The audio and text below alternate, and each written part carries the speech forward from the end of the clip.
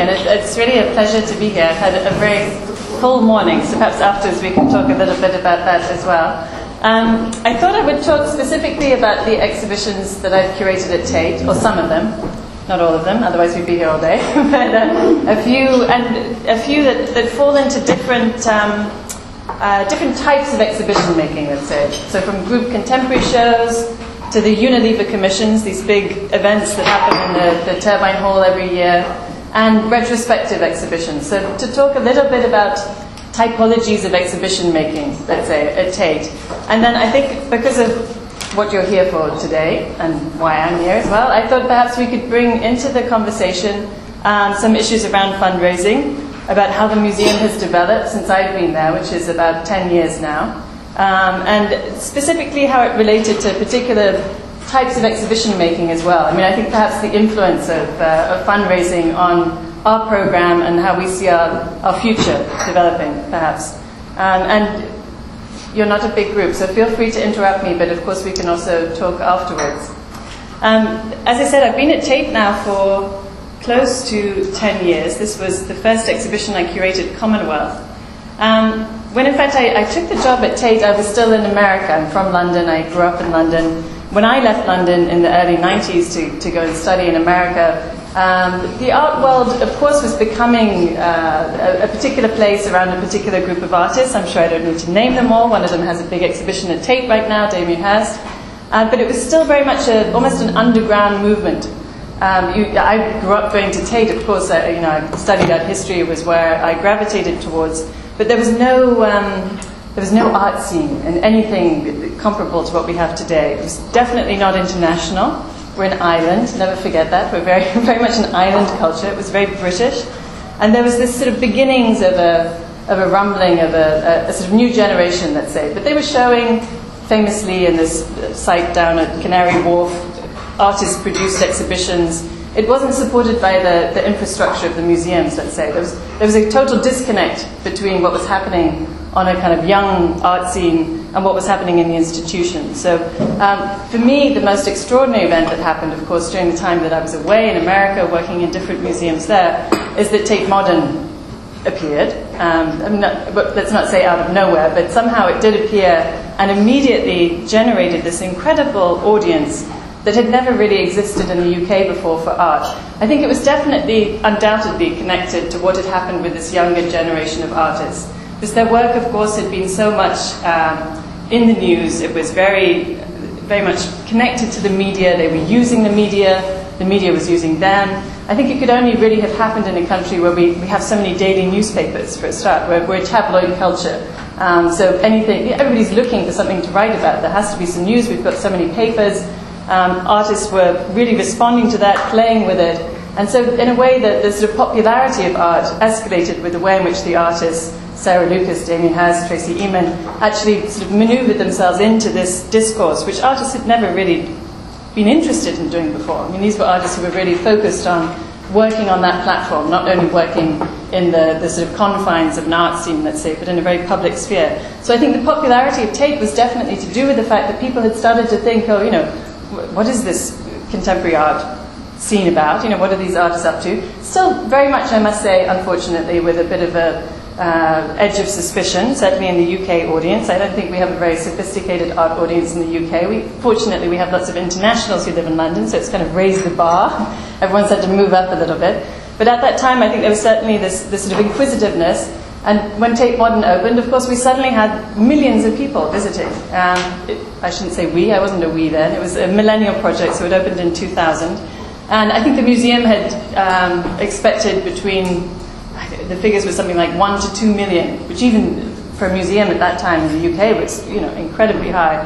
And in the first year, over 4 million people came. I mean, it was just beyond anybody's expectation. We've got lots of famous stories about there not being enough toilet paper, but it was quite a crisis. I mean, suddenly all these people were coming, but they were also not necessarily coming to see the art.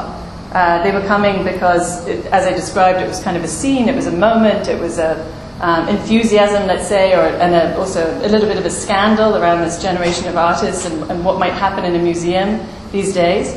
But they also came for the architecture. They came because we were on the south side of the river.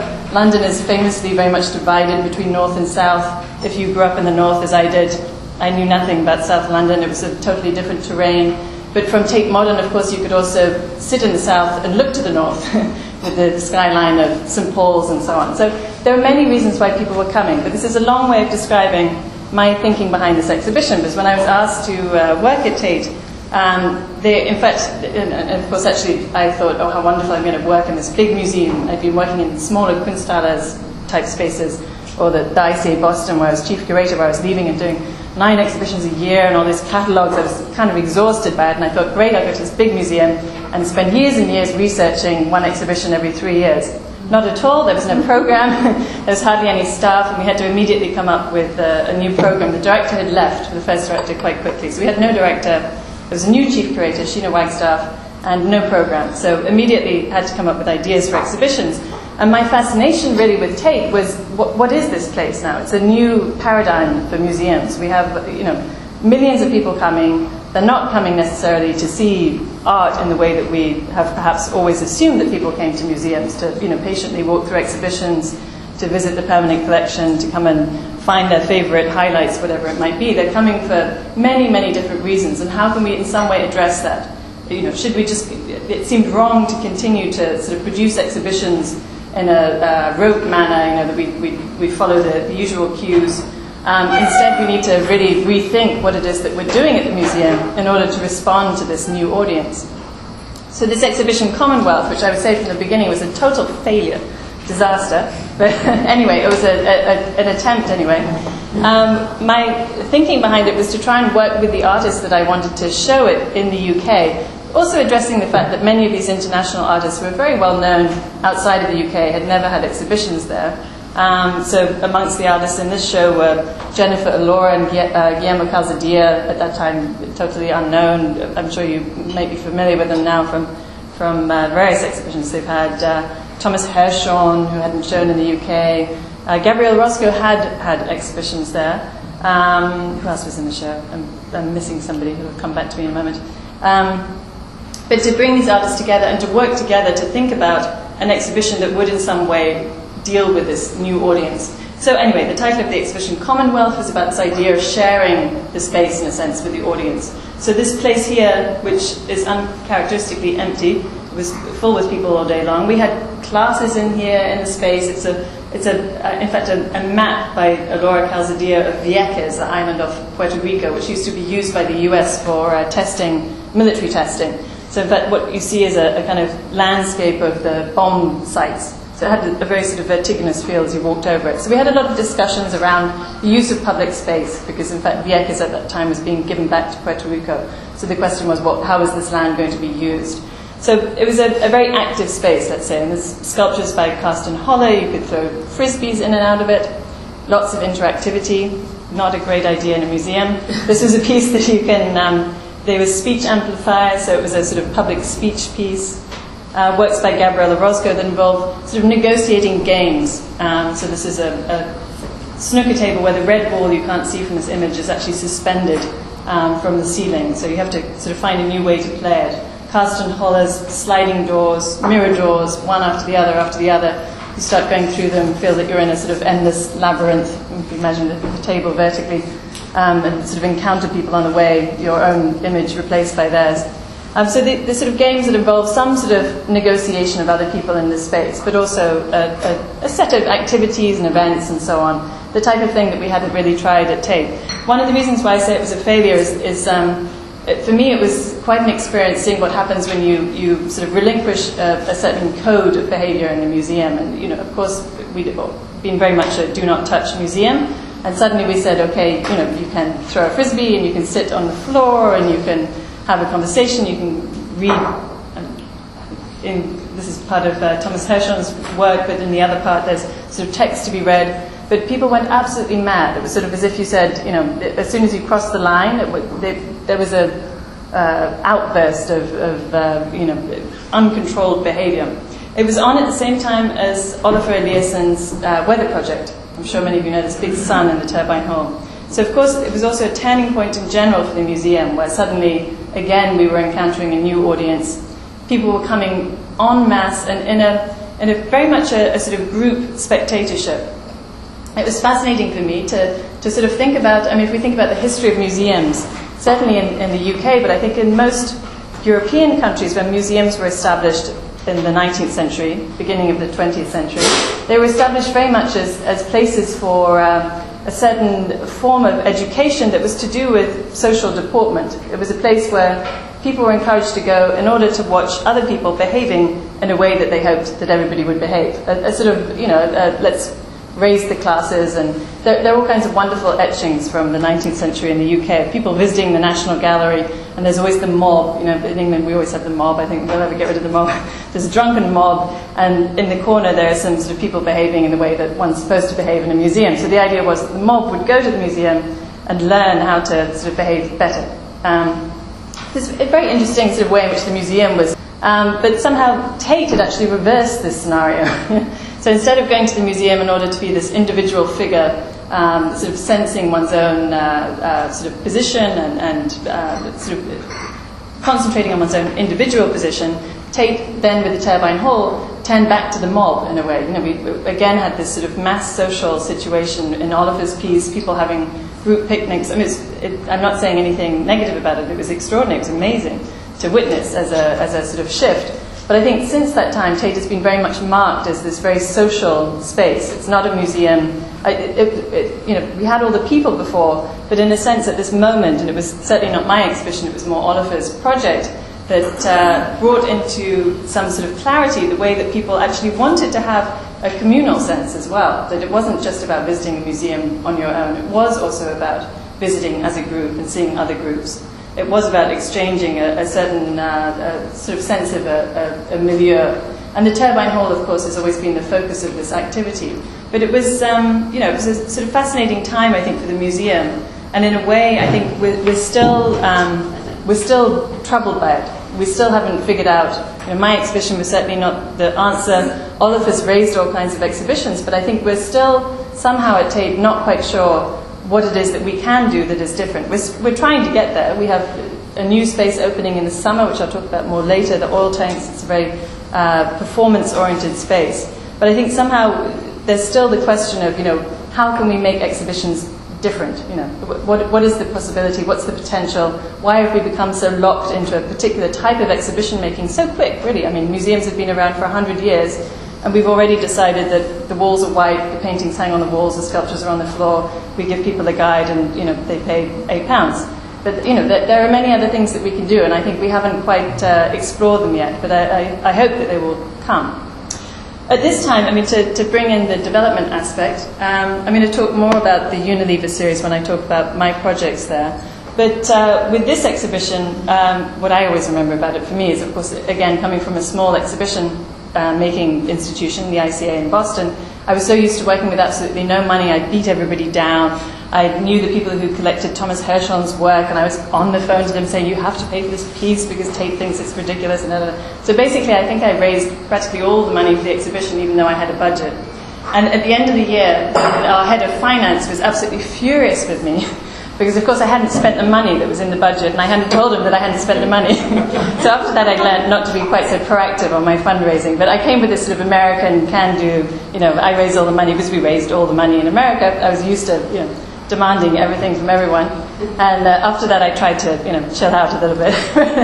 But over the years, things have changed very dramatically at Tate. I would say also at that time, this is only, 2003, so 9 years ago. I arrived again from the States. Every museum in America pretty much raises every penny from, there's very little public funding. If there is any, it's a minute part of the budget. So we were used to raising money not only for the programming, but for anything else we wanted to do. In the ICA, we were building a new building, the Dillo Scofidio building that now exists. So we were regularly asking for huge amounts of money for donations towards this.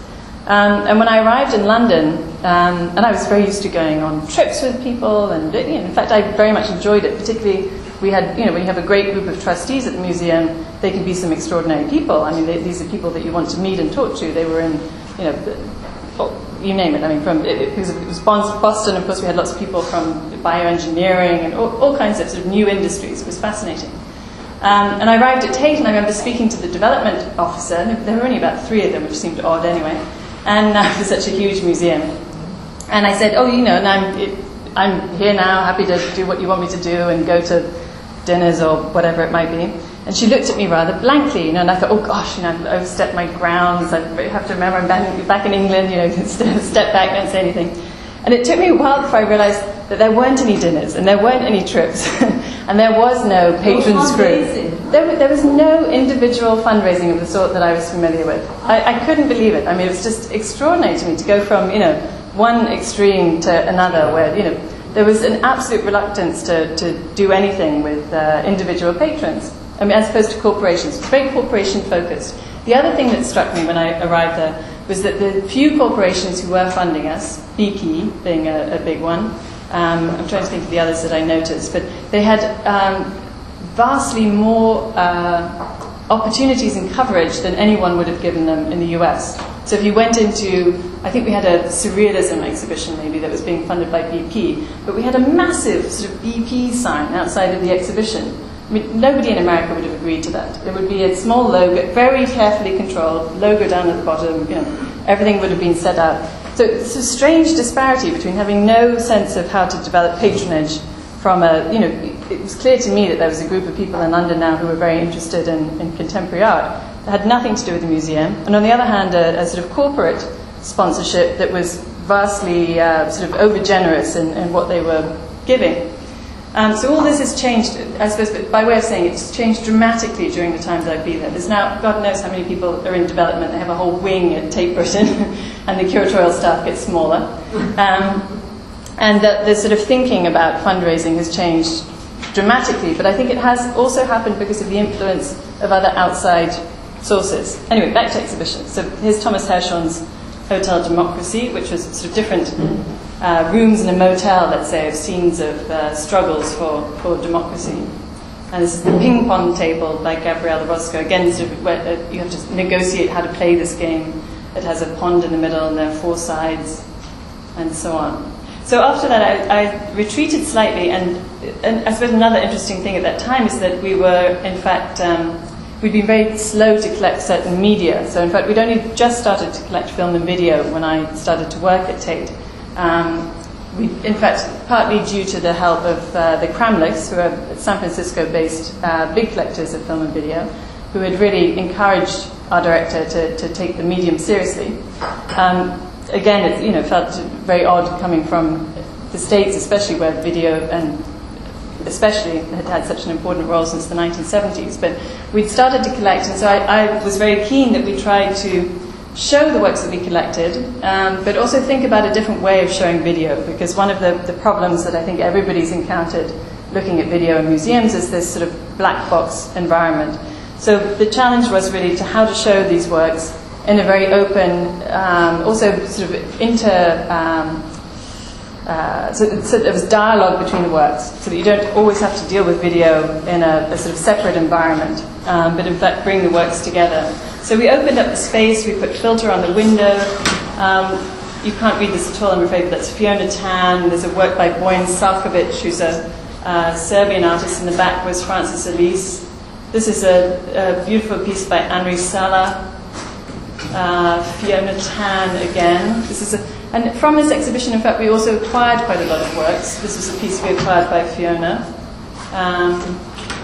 Double projection piece. This is work by Fikret Ate, which we already had in the collection, which is a good way to bring up Outset, because in fact we had bought this at the Frieze Fair, which had just started the year before, the time of the first exhibition, and Outset had supported this acquisition at the Frieze Fair. I can talk about them again in a moment, but I would say that they were certainly, Outset was one of the bodies, which is, sorry, I'll describe what Outset is. Outset is an independent funding body in the UK, set up by 2 women, who decided to raise money and donate the money to different institutions, and on occasion also later on to artists for production funds. But so they were raising money independent of any organisation apart from their own, and then, say, donating money to Tate for buying work at the Frieze Fair, donating money to, say, the Whitechapel for an education program, and so on. So it was in the UK at that time that was quite unusual to be so proactive in terms of fundraising. So they had helped us by this. Pardon? They were here 2 days ago. There you go.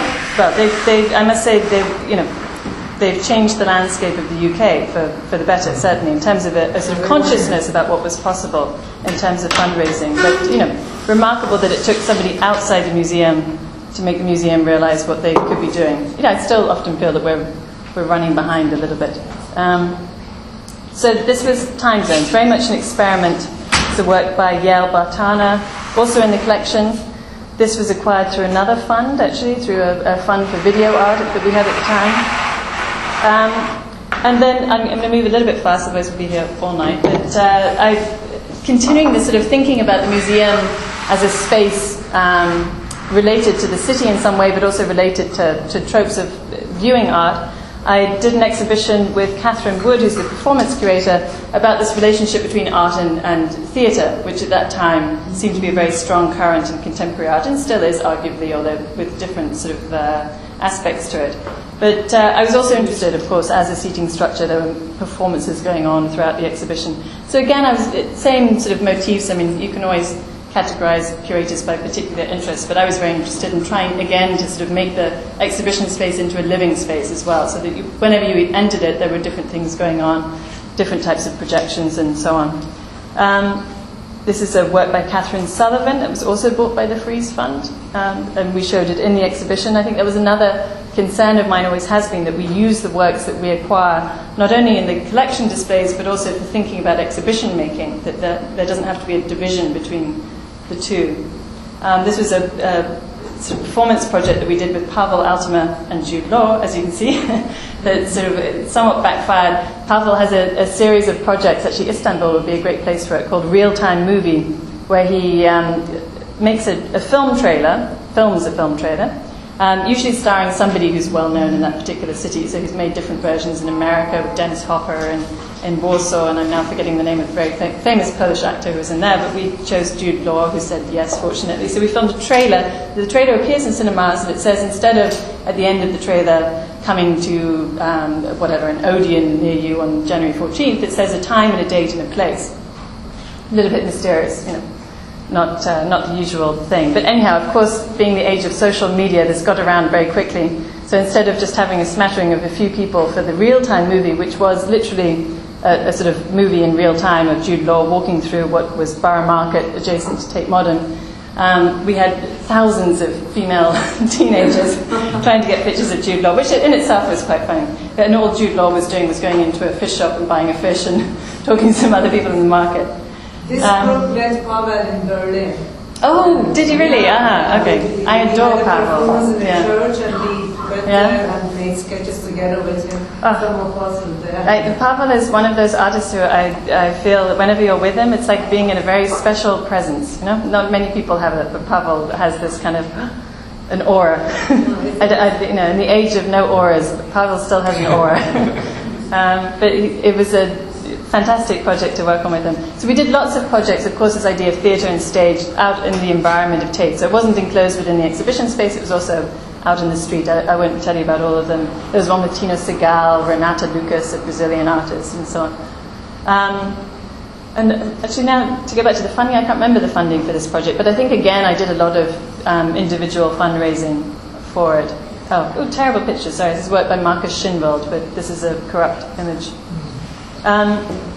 So alongside these group exhibitions, and actually I'm going to detour very quickly, Fusun and I were talking about this earlier, but I think it's an interesting aspect of the museum. So when I arrived, I was very much encouraged to do these group contemporary shows, feeling the pulse, let's say, of what's happening in contemporary art, bringing lots of artists together, doing these kind of, not terribly experimental, but for a big museum, fairly experimental. You wouldn't have seen shows like that at MoMA or Pompidou, maybe now, but definitely not at that point in sort of early 2000s.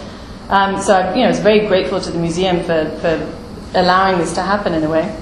We would never do shows like that now, and that's all to do with funding. I mean, we've hardly had a group show in, I think the last one was a photography show, and that was a few years ago. Photography is a slightly different matter anyway. But I think I would have a very hard time convincing the museum that we should do a group contemporary show of that nature. Inevitably, the figures for audience attendance are lower. Inevitably, the funding attraction is not as high as, even if we don't use Damien Hirst, let's say Kusama. It's sort of gradually slipped off the radar of what we do as a program. Maybe this is okay, because I think the other thing that's happened in London over the time that Tate has sort of been growing up over this decade is also that the many other institutions in town have also grown. So the Whitechapel is now a much more substantial museum and has a very different program to the program that it had at the point of the opening of Tate. The ICA is very regenerated. The South London Gallery, Camden Art Centre, all of these places in a sense have benefited from this general enthusiasm, let's say, for contemporary art. So in a way I think it's not so necessary in the way that perhaps we had to also make Tate more identifiably contemporary, which it hadn't been up until that time. But still, it is very much to do with audience figures. What you do find at Tate, and what I've also worked on too, are many solo exhibitions, and also quite often with artists who are familiar. This was a show I did of a retrospective of Martin Kippenberger, who is a German artist who died in the 1990s, who was a painter and a sculptor and a very sort of maverick, very complex figure, but for me, absolutely fascinating as an artist. I mean, impossible. He was an artist who, even though he was dead when I was working with his work, I always felt that he was somehow there and about 10 steps ahead of me and probably laughing at all the mistakes that you make trying to understand his work.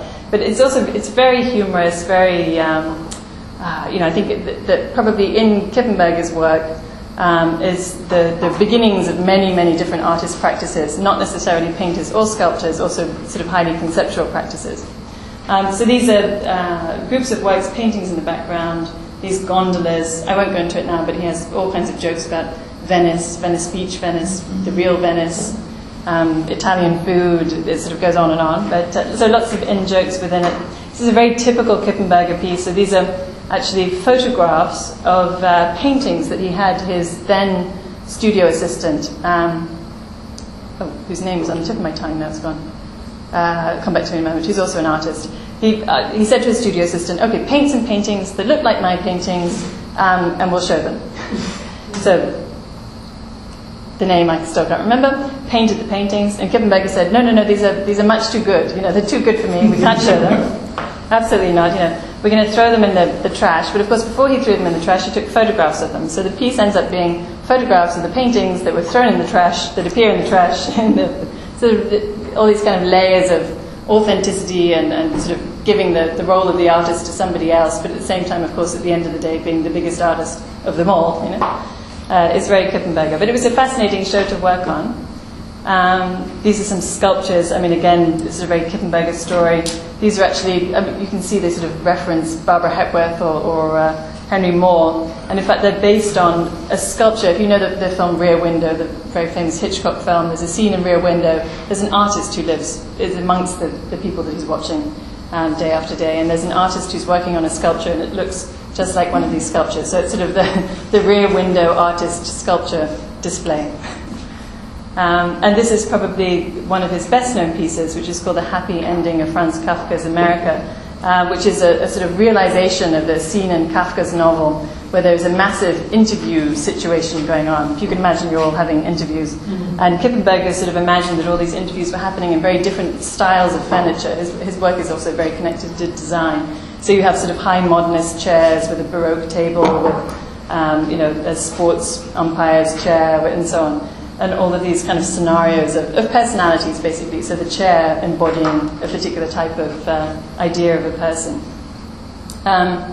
And you can walk among it and sort of be within it. There's also, within it, there's a table which actually famously has a Richter grey painting as the top of a table. Very Kippenberger idea. Yeah. Lots of sculptures of himself. So with through, this is a detail of that larger installation. And I also worked on the Baldassari retrospective. On the funding front, this was an interesting exhibition in that we had a massive sponsorship from Rolex, who are really, one of the, I suppose for me, there are a few corporate funding bodies and who are really incredibly forward-thinking, and I must say Rolex do an incredible job. They have a program where they work with artists to mentor younger artists. So they had chosen John to be one of their artists, and he was mentoring a younger artist. And they worked together to find compatible artists as well. In fact, being John, he's a very generous character. He ended up doing a collaborative exhibition with the guy that he was mentoring. But in return, they also agreed to support a particular project or exhibition. So in Baldassarre's case, it was this big retrospective that I was curating at Tate, that then went on to various other places, the Met and LACMA and so on. But it's a sort of very, how can I put it, sort of holistic role in a way. It's like making a very magnanimous, generous gift to the artist, but at the same time asking something from them which is very meaningful for somebody else. It's not I suppose what I found interesting about it is it's not this kind of frittering of lots of things everywhere. It was really very, kind of big and bold in a way. Made a major impression on this younger artist who got to work with him, spend time with him, live in LA for a period of time, and of course also made a huge impression for John because he was able to, realize with a lot less problems than we would have experienced this major sort of archiving of his work as well through the exhibition. So Baldassarre's work spans about, these earliest works are from the 1960s through to the present day. The most recent piece was a commission for the show. One of the interesting things with these early paintings is that John famously in 1972, 71, he cremated all his paintings. He'd been sort of trained as quite a traditional painter, playing around with abstraction, based in the West Coast. Wasn't entirely happy with what he was doing, and at a certain point when he realized that he wanted to follow a different path, a much more conceptual path to art making, he decided to cremate his paintings, which in fact became a piece in itself, the cremation of the paintings. So he took all his paintings, went through the whole process as if one were cremating a body, of burning the paintings, gathering the ashes, had a little notice put in the newspaper, and of course the notice was to John Baldassarre with the dates of the paintings rather than the dates of him. But these paintings, which had been cremated, survived because his sister had them in New Jersey in her garage. So I was incredibly grateful that she had kept them, because the funny thing is, although to John they were absolutely, at one point in his career he thought of them as something that he was leaving behind. There was a massive, as far as he could see it, there was a huge break in his production, and these had nothing to do with what he was doing afterwards. Of course, when in fact you look back to them, they have everything to do with what he continued to do. I think all artists think that there are these massive shifts, but in fact quite often they're subtle gradations of change. So in fact what these are, and sorry if you're not familiar with his work, in a moment it'll make more sense when we see more of his work, but on the left this image of a duck falling. This is actually painted over billboards. He had a friend whose job it was to put billboards up in the city, and John would grab some of the billboards and then use them to create these kind of weirdly cropped images, which is what he really became known for later on, cropping photographs and sort of using a part of the image in order for you to have to project what might have been there in the entirety of the scene. So it's an overpainted billboard. These two images at the back, which you can't read, I'm afraid, but they're paintings of John's, one of his great peeves in life. Even though he's an incredibly famous teacher of art, he ran the Cal Arts department in California, produced, every artist you can think of has been taught by John Baldassarre, but he doesn't believe in teaching art. So he teaches in a very unorthodox way. He's retired now. But so these are pages from a sort of how to paint book with sort of hilarious descriptions of, why you shouldn't paint a picture with, somebody's arm cropped off. Of course, after, hundreds of years of artists painting wonderful pictures with the arms cropped off. Or, how to paint, something, the composition should always have a central motif.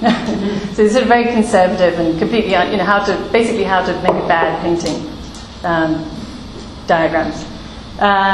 So John's work then progressed quite radically, it's true, into photographic work. First of all, making his own photographs, usually a very banal subject matter, but always playing with this idea of, how does one make art? Is it possible to actually make good art according to any kind of rules? So this long series of images there, a sequence of photographs where he was throwing a ball in the air and trying to photograph the ball so that it was in the middle of the photograph. according to the rules of taking a good photograph, which of course he failed to do. And because he failed to do it, he hung it so that the ball was in the middle, but the photograph's on.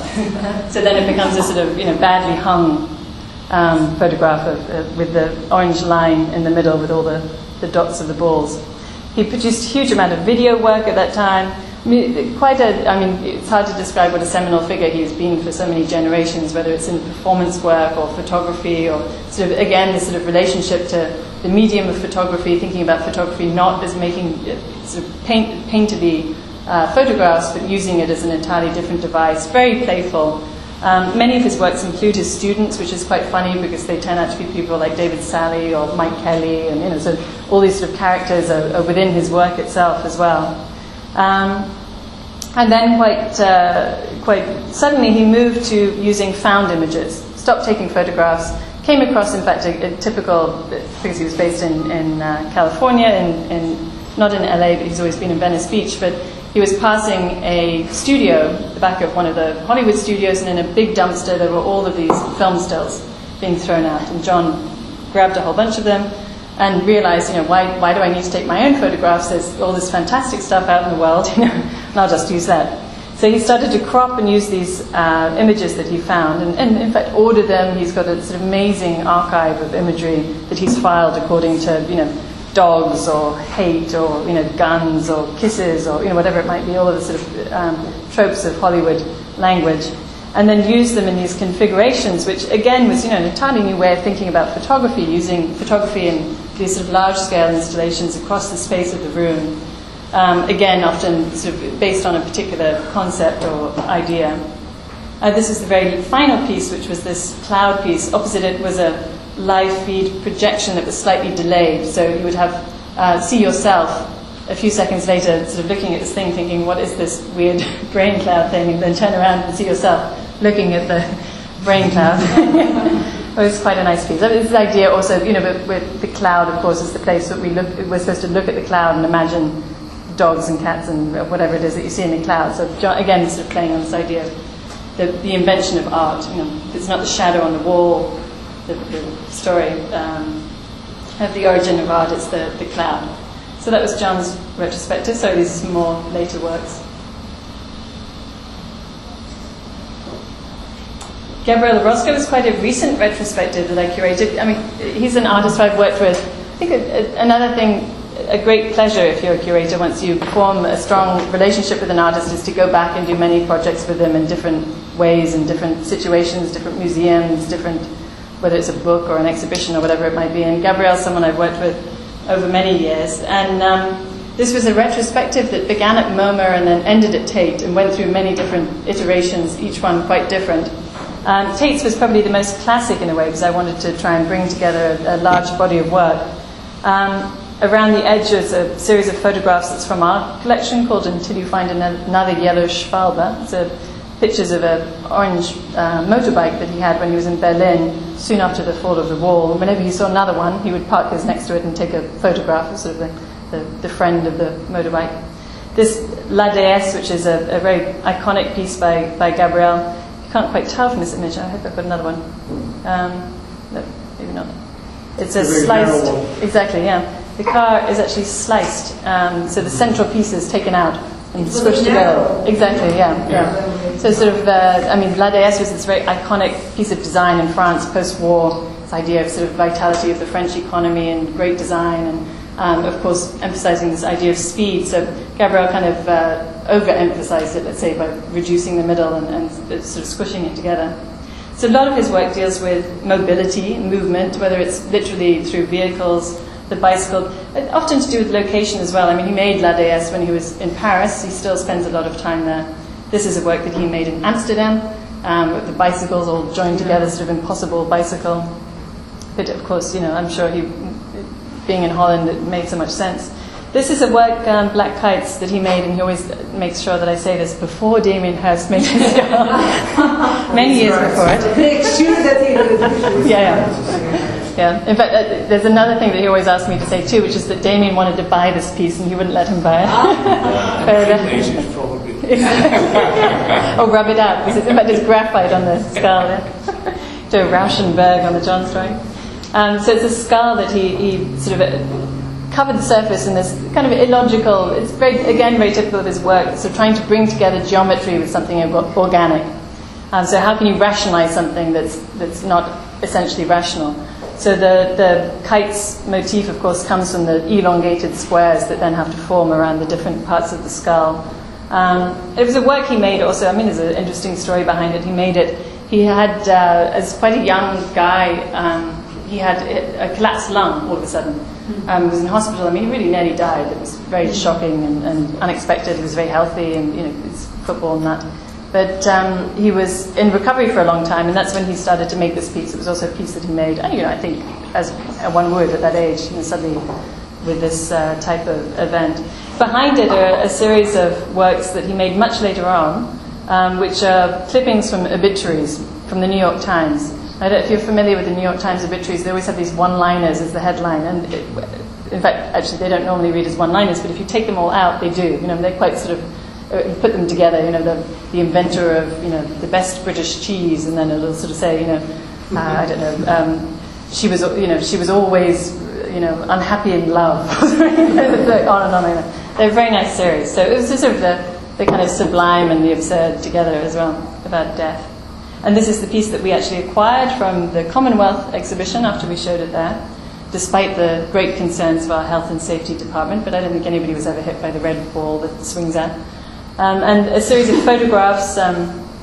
Gabriel's quite known. I mean, in a way, he was also, rather as John Baldessari was so important for this sort of shift in photography towards a more, a sort of use of photography in a much more casual way, let's say, or as a conceptual approach to photography. Gabriel's work, I think, reintroduced a different type of photography insofar as it was about capturing some very, banal and yet poignant moment in the everyday. And we've now seen legions of photographers producing work like this. He and Wolfgang Tillmans, I would say, together were sort of quite important for this. Very beautiful images, but of something as simple as, a puddle of water in a flattened football.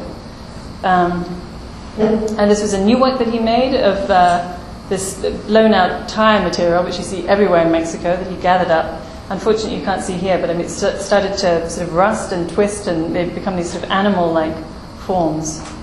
The elevator, like La Déesse, we're seeing it from behind. This was a piece he made in Chicago, so again, it's very much to do with place. Chicago, tall buildings, only possible elevators. So he took the elevator out of the building. In fact, this is when I was working in Chicago then, in 1992 or 3, and we had to wait until the building was being taken down, because you can't take an elevator out until the building comes out.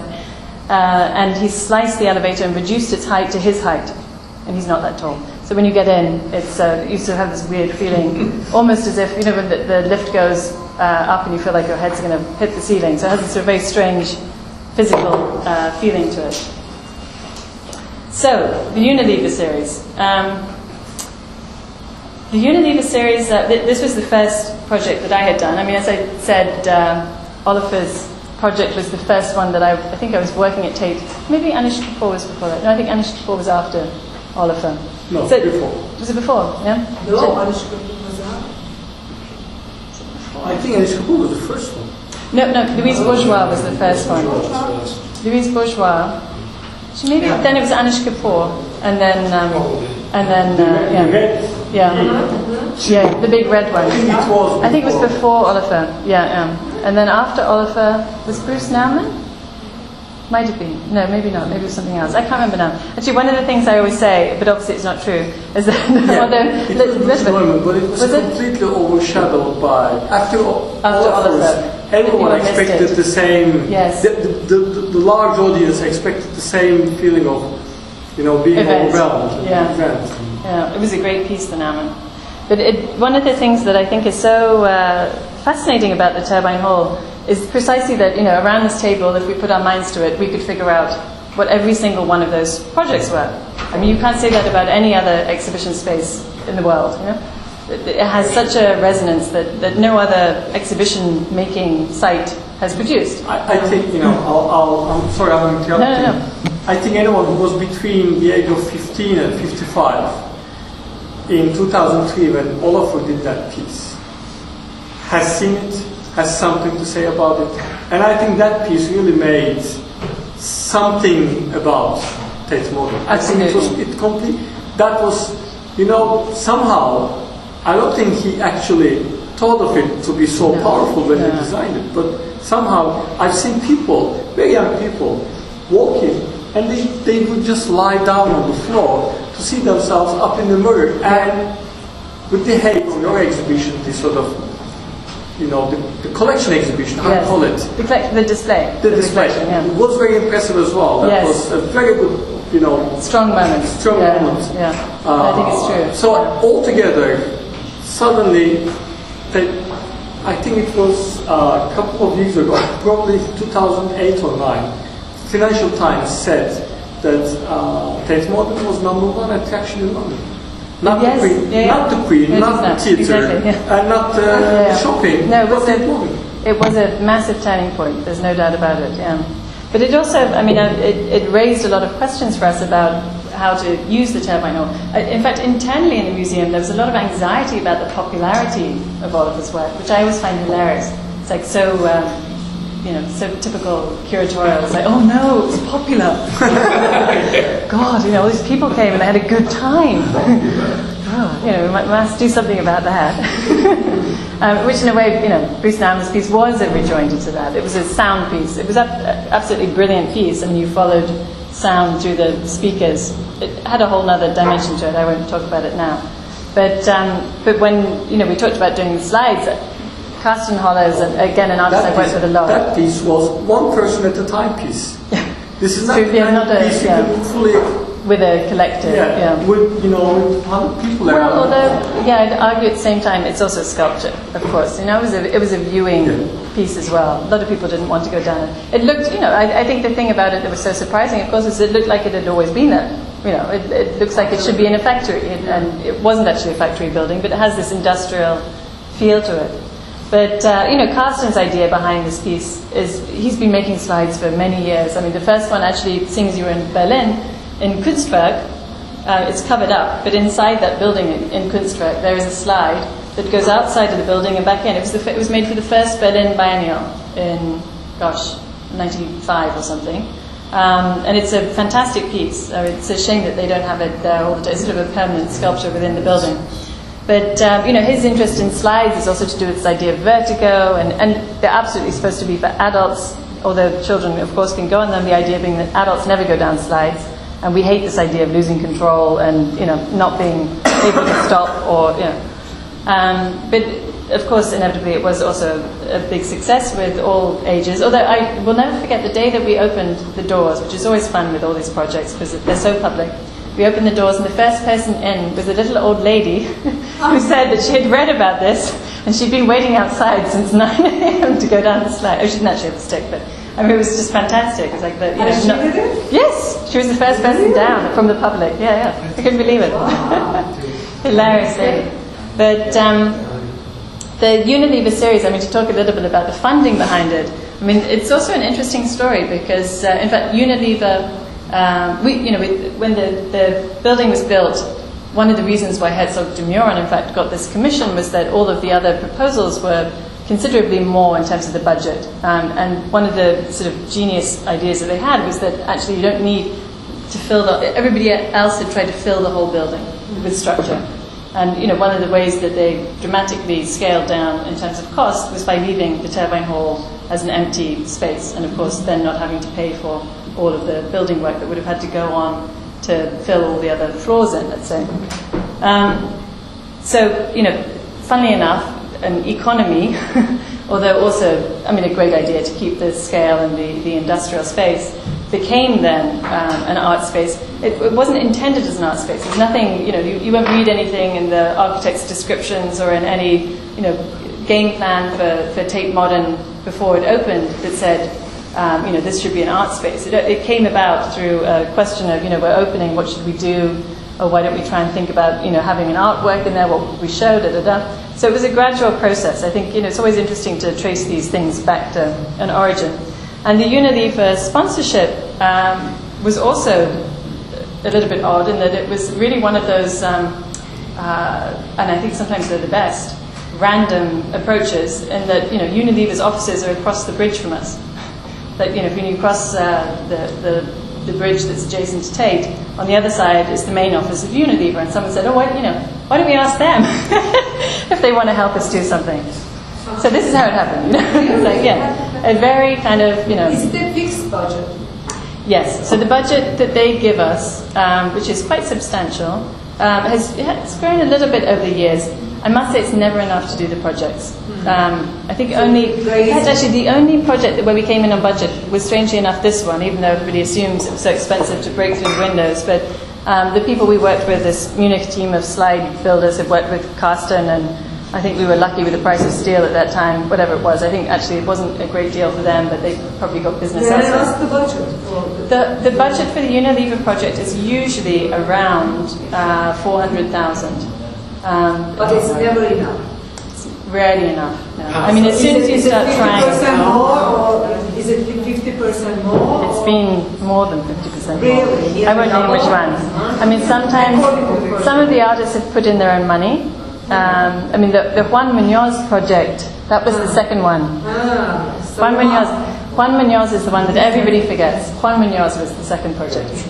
And unfortunately, it came far too early. I must say, actually, I'm not a huge Juan Munoz fan, but this project was amazing. It's before I worked at Tate.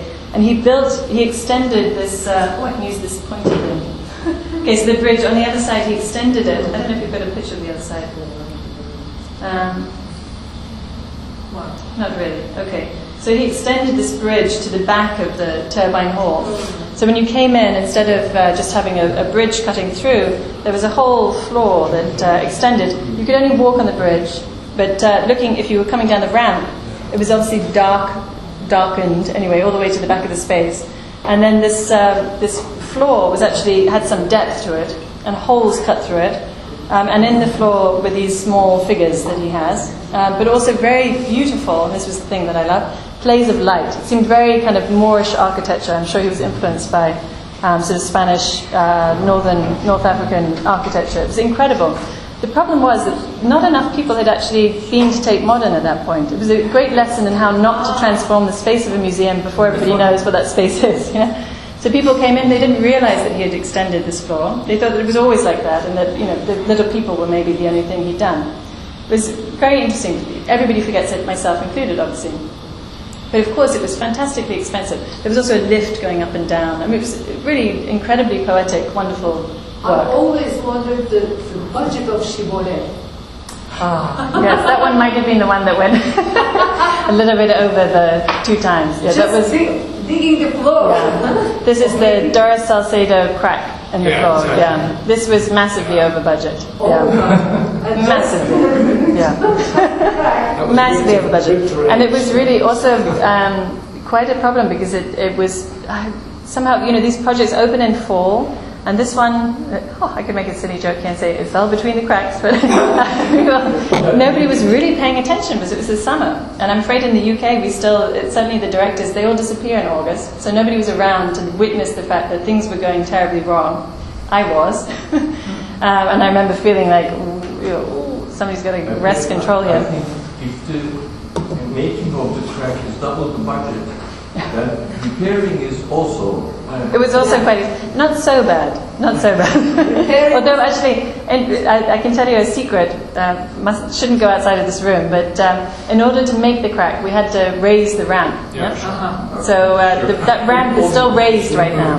So if you go into the turbine hall right now, not for too much longer, but right now, until we can afford to take it off, there's a false ramp on the ramp. So if you look at where there's a railing that runs down the right-hand side, there's a very awkward relationship between the end of the ramp, which now extends beyond the railing, and the railing. So there's sort of this residue of the crack. Yeah, it's not only the crack in the floor. There's also this sort of extra lift on the ramp. How could that crack be so deep? Yeah, I was okay. Now I have no flash. The extra floor. Yeah. But no, it went massively over, and it was really a struggle to raise the money because Doris was not a blockbuster name. You know, she's not the type of artist where you can say, oh, you know. Then you can buy a painting, or her work was not easily available. There wasn't a kind of the usual ploy that one can use of saying, okay, there'll be an edition. I think there was an edition, but it wasn't. You know, if you're a collector of Doris Salcedo's work, you don't really want the addition. You want one of her very beautiful furniture pieces with hair sewn into it that takes her 3 years to make. It's not possible to work that way. So it was quite a crisis. Yeah. And we suffered for, the budget suffered for quite a long time afterwards. And Unilever, to go into Unilever's role, I mean, on the one hand I would say they've been absolutely visionary. On the other hand I'd say they got an incredible deal. I mean, wow. You could never have this kind of exposure again. I think their marketing person who they hired, who I've worked with because I've worked on many of these projects now, they have a dogged person who, really attacks for every single credit and detail, and I've never experienced anything like it in terms of working with a major sponsor. BMW is also very, very savvy, but in a different way. I mean, Unilever, it's very bottom line. It's all about having Unilever on everything. BMW is much more about a vision and sort of ideas and concepts. The great thing about Unilever, I suppose, is that they stayed completely out of the process of selection. Never asked, were always happy, have always worked incredibly well with us, have never made a comment, incredible in that way. But it was, for the amount of money, it was incredible exposure, I must say. What else was I going to say about it? Sorry, how about, do they renew the deal and then when you first started, they didn't know the exposure? Yes, exactly. We couldn't have predicted it, and I think it's very typical of us. Here I would be criticizing us on this lack of development front, not to have then gone back 2 years later when we renewed and said, okay, but double the money, And we didn't, no. And I think that's often happened at Tate. There's been a sort of reluctance. It's a very British thing. We can't ask for any more. It'd be embarrassing. And there, at a certain point, it is embarrassing to ask for more because you've done it for that. So how can you say? So I think that there was a bit of a missed opportunity there at a certain point. On the other hand, how can one say that? Because they've been incredible projects, and we've also benefited very much from them. I mean, one thing that's interesting is that I shall move on to the next one. Dominique Gonzalez-Forster. I'll just say a little bit about it. So her idea was much more of a sort of dystopian idea of the Turbine Hall. As a place of shelter. It was very science fiction. These were models of sculptures that had grown. So this is a kind of a Louise Bourgeois 30% bigger, the Calder sculpture 30% bigger. But what I want to do also show you the space of the Turbine Hall. So this wall here, which is the south wall of the Turbine Hall, this side is obviously where the galleries are. These people are looking from the galleries down. So the Turbine Hall actually, as of even this summer, will cease to exist in the way that it always has existed. So I don't know whether these projects are even possible going into the future. The last one is the one that I'm doing with Tino Segal this summer, where even at the bottom underneath the bridge we'll be opening to the oil tanks, which are these spaces adjacent to the museum on the south side where we have a performance program. But then we'll be building the new building adjacent to Tate, and you'll have openings in the wall, large window, similar to the one that you can see here. Windows like that, puncturing the space here, and on the other side there's a bridge that connects at level 5. It's a very Star Wars kind of bridge. So Tino Segal will be at the Turbine Hall again. It's not going to be in the... Tino will be in the Turbine Hall, yes. I mean, Tino will be... I think I've got my... He'll be in the Turbine Hall. That's my Tino Segal slide, because I can't show any pictures of Tino Segal, because he doesn't let you. Yeah, Tino will be in the Turbine Hall, but it will be the last as it is right now. So I mean, here, for instance, this will all be open. This down here will be open to the lower level. Yeah. So it'll feel very different. You'll no longer have that feeling. I mean, it does feel quite like a tunnel right now, but you'll then be able to move that way or that way. And will he move to those spaces as well? No, he's only using the classic space. Yeah. So. That's why you must come and see it. The last Unilever commission in the series. But I think it's actually something that, again, I would say we didn't have enough conversation with the architects about this fact, because it dawned on us all terribly late that actually, when we were trying to get money again from Unilever and they were declining and we were going to other people, suddenly it dawned on us all that actually we didn't have a Turbine Hall to offer in the same way anymore, because it was no longer going to be this discrete space. And in fact the bridge, just go back to the bridge, is that a picture of the bridge? this bridge, this wall here, will be a massive opening, and it will become a thoroughfare for the whole building, so from north to south London as well. And it'll be open at hours when the museum is even closed. It's an amazing idea. On which floor? Pardon? On which floor? This is on level, well, currently we call it level 2, it'll be level 1, renamed level 1. But, so it's the ground level. So it'll link, I mean, in a way it'll link with the Millennium Bridge across the river and then to the south of London. So it's a very kind of visionary movement, but it means that the Turbine Hall will also have this massive thoroughfare in a way through the building. It's a very, very different place. It's going to have a very different feel to it. I feel that I should probably stop. But I can keep going. So Dominique's project and then Tino's project, in a way, is like the most befitting end to the series. Tino Segal's work is only realized by people. So it's an experience that you have with what he calls participants rather than performers. Not performers, because performers implies that it's an event that begins and ends. This will be happening at all times at the opening hours of the museum. It's always there. You don't have to be there at 9 o'clock and it's over at 10. It happens like it's there as much as the sculpture is there, insofar as when the museum is open, it's there. And his work is, for me, completely fascinating in that he's one of the very few artists, I think, who've managed to, at this point in art where everybody's struggling to try and think of some new way to do anything, Tino has actually managed to produce a new approach to art making, bringing together his choreographic background, his background as a dancer and choreographer, with his own interest also in socioeconomics. Let's say his pieces are very much about our society and how society is molding the way that or how the economy is molding the way that we live as people. So this piece, I would say, not that I can tell you too much about it because we're not supposed to, but a little bit, is that it's very much about this dialogue or let's say, tension between the individual and the group, and how can we, in our hyper-individualized lifestyles that we live in today, still have some empathy or understanding of what it is to be in a group. So the piece plays with this feeling of being both an individual and also being part of the group. And I hope will sort of make people reflect on this, which for me is fascinating because, of course, back to the very beginning exhibition, Commonwealth, this is precisely what I was interested in with the Turbine Hall, with the Tate, with the idea of all these people coming and yet coming together. So remembering this performance at Venice years ago, yes. I'm very curious about this. Does anyone remember?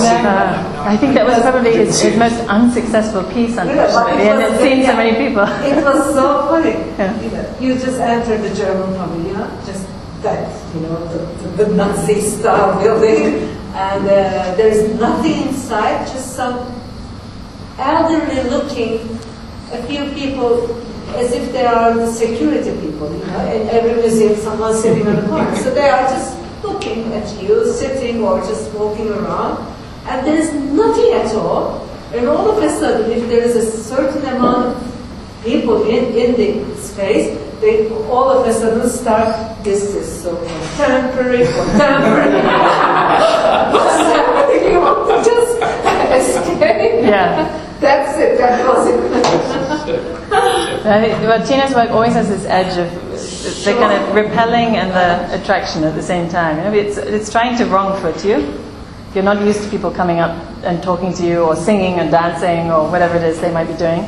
But at the same time, I think it's probably more than anyone else, it's the work that stays with you afterwards. Maybe some of you saw his project in the Guggenheim recently. He did a project in the Guggenheim last year, going up the ramp, where you were, it's called This Progress. And as you enter the Guggenheim, at the bottom of the ramp, a young girl, or boy, mainly girls I think, precocious girls, approached you and said, can I ask you, I can't remember the precise words, but something along the lines of, what do you think progress is? So he's immediately like, why is this child talking to me? And, why are they asking this quite complicated question in a way, or, odd question? So you start talking to the child, or not, or you walk away in horror.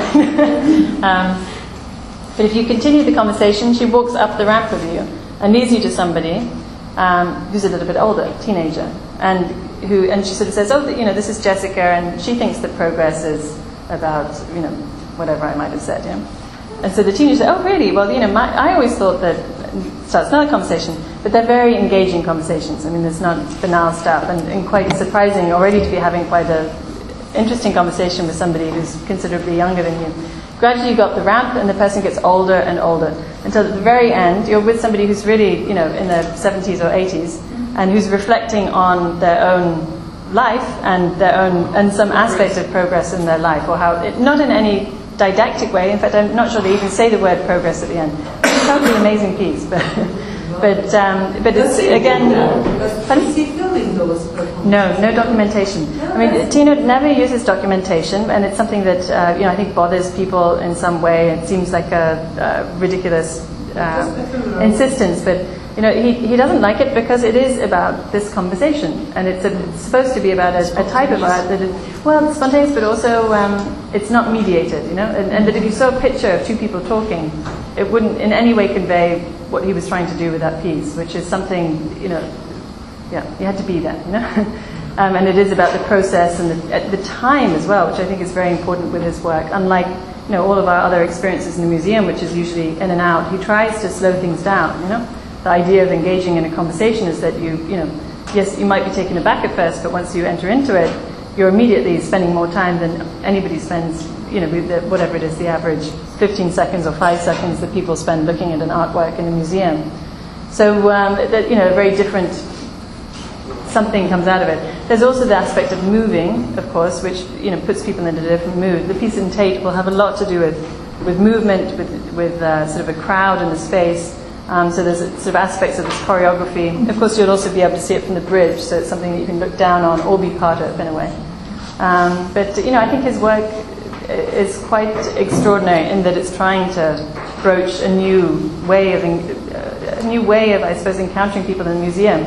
I mean, despite the fact that he came from a dance background, he decided not to become, a dancer choreographer. And part of the reason was to do with this relationship between the audience and the performers.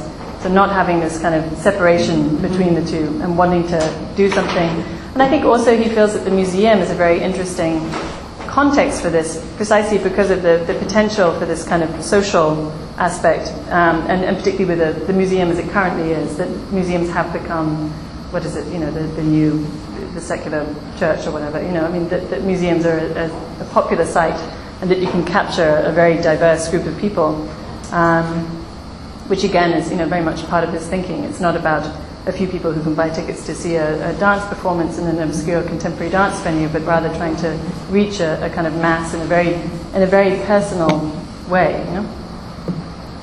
So let's see. I of course think it will be brilliant. So. No, not at all. Not at all.